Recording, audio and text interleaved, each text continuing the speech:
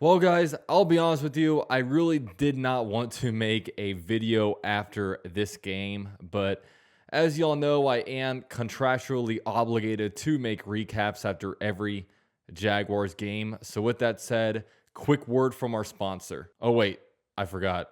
I don't have any sponsors, but I do have channel members who do support this channel. So, I hope I am not letting you guys down like the Jaguars are letting us down. Oh man, the Jaguars lose this one to the Colts in Indianapolis by a score of 34-27. The Jaguars drop to 2-4 on the season, and it feels like this season is kind of falling out of our hands in a way. Now, this was a depressing one, man. The Jags had the lead pretty much all game. And then at one point, the Jaguars were even down 5 points. The Jaguars came back and actually scored a touchdown before the Indianapolis Colts eventually, put it on us and won the game.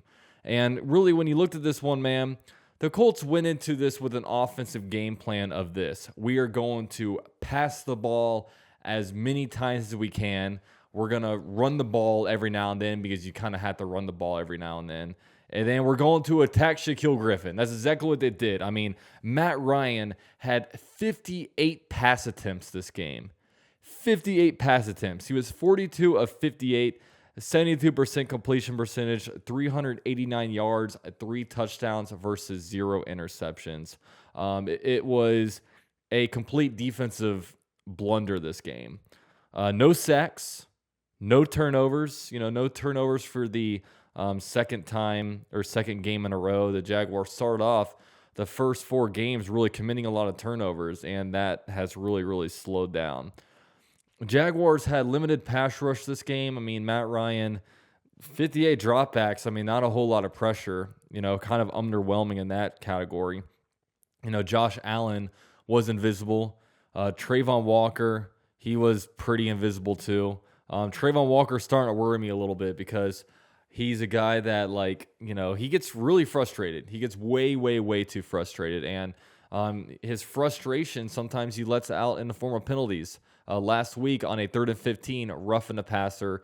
Today on a 3rd and 12, illegal hands to the face. Each time they would have gotten off the field, but not this time around. They got first downs, and I think they eventually got touchdowns off of them. So that's pretty concerning out of Trayvon Walker. You can chop it up to him being young and a rookie, but I think he's always going to probably be a frustrated player. He's I don't know how much that changes. Shaquille Griffin, horrible. I mean, when you looked at the secondary, I thought Darius Williams was fine. I thought Tyson Campbell was fine. Cisco, Rayshon Jenkins, all of them were good. But like I said, man, they went into this game with a game plan of, look, Jonathan Taylor and Naheem Hines are out. We're not going to lean on this run game. What we're going to do is we have Michael Pittman back and we have Alec Pierce back. And Michael Pittman had a hell of a game, and most of the time it was because Shaquille Griffin was covering him.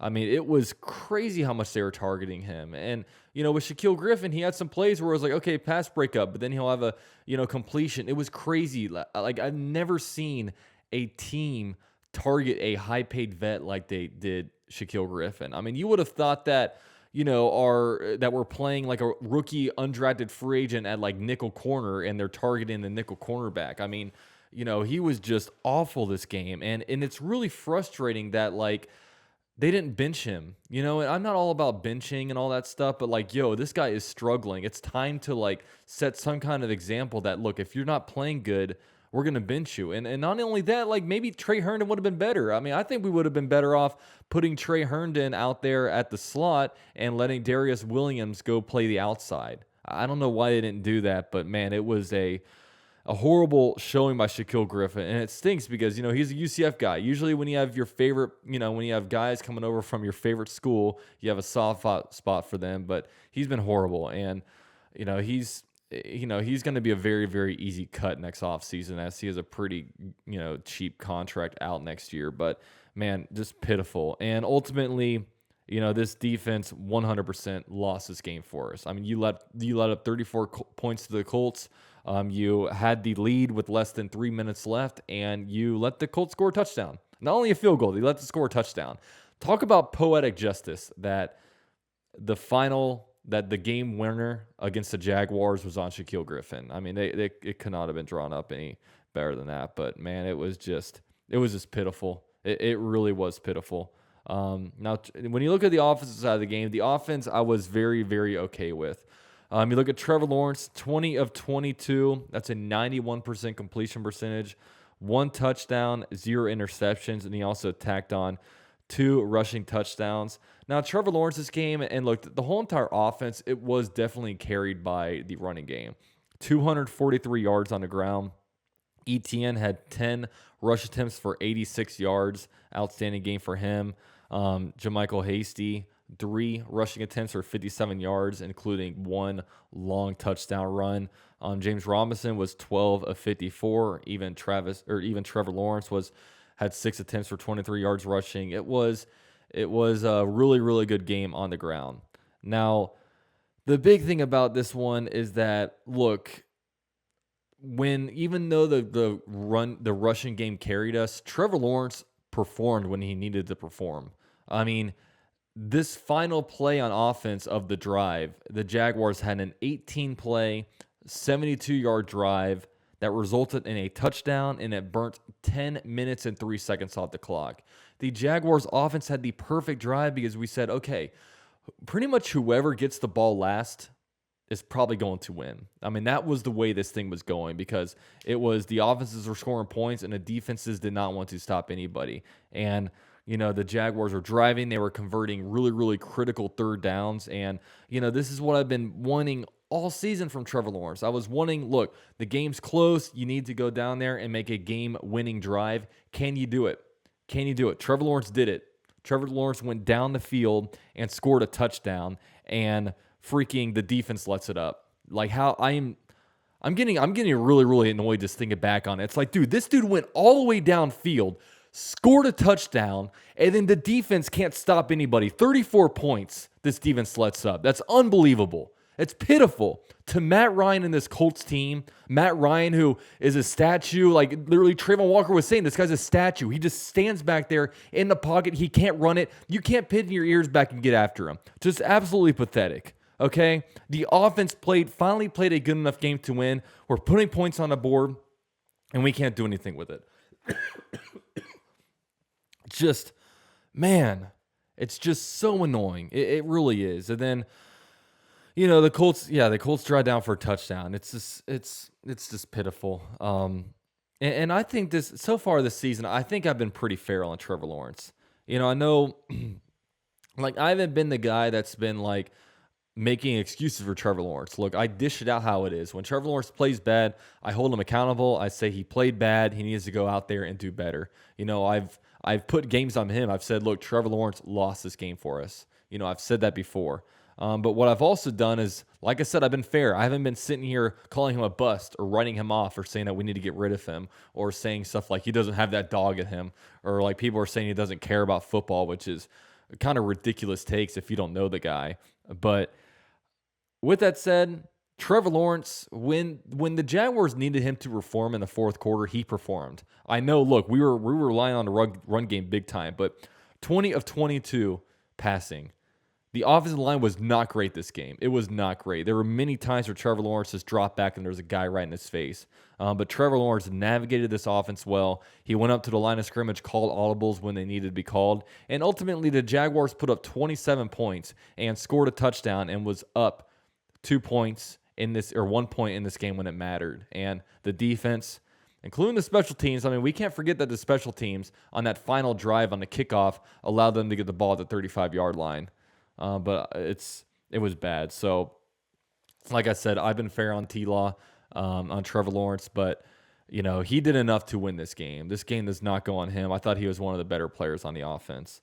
Now, I think some of the things that we learned is that, look, I really do like Doug Peterson's offense. I like a lot of, like, the plays that he has. There's a lot of really, we've run some reverses. We run some cool pass plays. Like, I really like a lot of what Doug Peterson's offense does, but sometimes he has really questionable play calling. Like that fourth down where you're running like a speed option it was just a weird call. And there's multiple stuff like that. It's like Doug Peterson seems to really trying to be learning this personnel too, because as we know, there's a lot of new stuff with this. So, Doug's still getting acclimated to this offense, but, shout out to him. We were saying, look, run the ball, run the ball, run the ball. He did commit to the run this game. 243 yards on the ground. We had 3 running backs have some big plays. It was a good game overall, I thought, on the running game and just the offense in general. Now, one thing I will say is that this offense definitely needs some more dudes. One thing that we know is I feel like our wide receiver core is okay, but I feel like we have a bunch of compliments out there.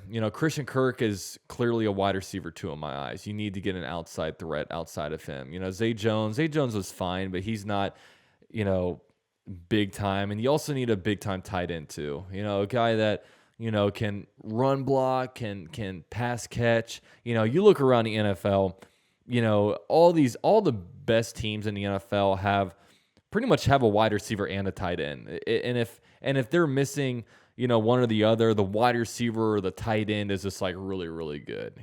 That's just how it is, man. And the Jaguars need to find their guys, and that's going to come in a draft because we have enough money allocated to those spots. So yeah, it's we need more dudes on this offense. Just guys that look.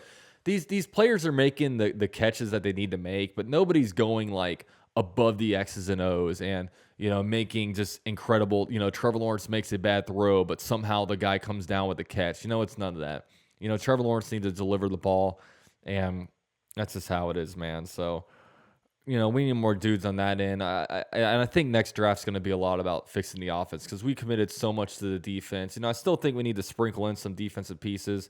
And the defense is going to be, they're going to be up and down. That's generally how defenses are. Defenses aren't good every single game.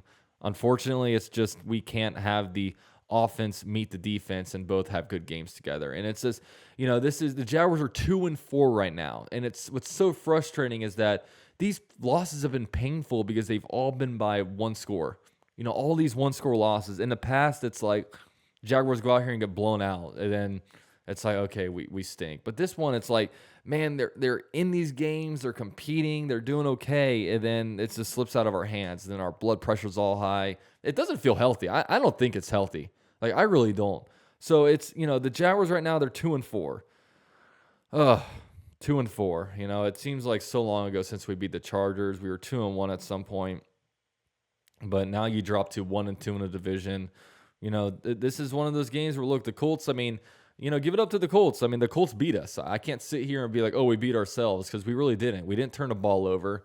We didn't, it's not like the refs were in anybody's pocket. This was just a straight up loss, and the defense had the opportunity to win it. The offense went down. They had the opportunity to win it, and they did what they needed to do.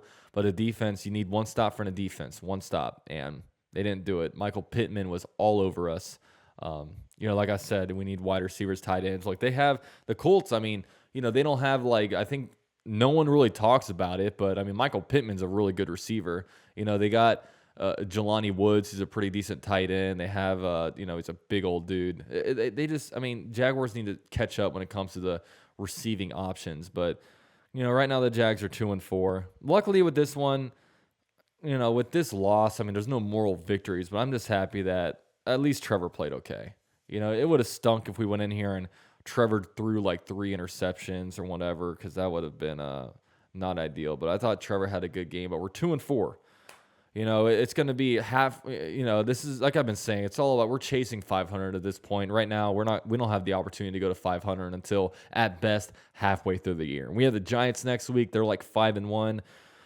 I don't even know, man. I want to sit here and have a winning record and play legitimate football, but, now we're getting in that territory where, I'm seeing people pulling up the tankathon and seeing where we're drafting and what receivers are available and this kind of stuff. It's not where I want to be. So take this season as you will, just learn more about this team. Hopefully we see, my main thing at this point, look, I want to win. I'm going to be sitting here watching and cheering for the Jaguars every Sunday, but the main thing I want I'm just hoping for improvement out of Trevor Lawrence because I want to see him continue to shine. And then, I don't know. The season's still young, of course, but man, we could have been 3-3.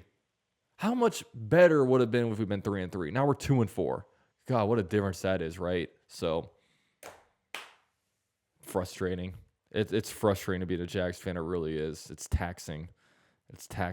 So, one of these days we'll win a close game, and it's going to be glorious. We'll all be there together. So, with all that said, I don't have much else to say. I mean, what the hell? Jaguars lose by 7. Are we really surprised? No.